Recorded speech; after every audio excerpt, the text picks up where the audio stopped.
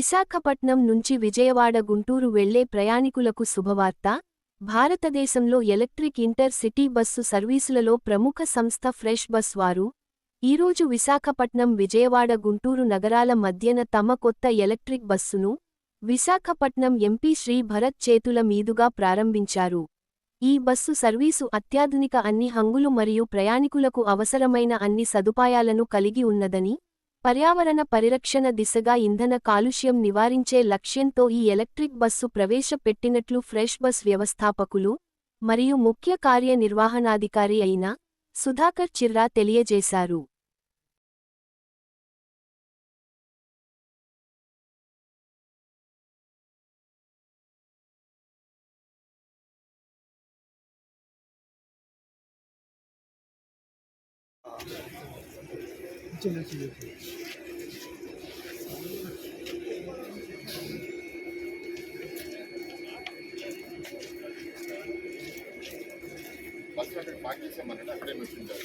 ఎక్కడ మాడదాం అక్కడ మాడదాం అక్కడ మాట్లాడదాం బస్సుల దగ్గర అయితే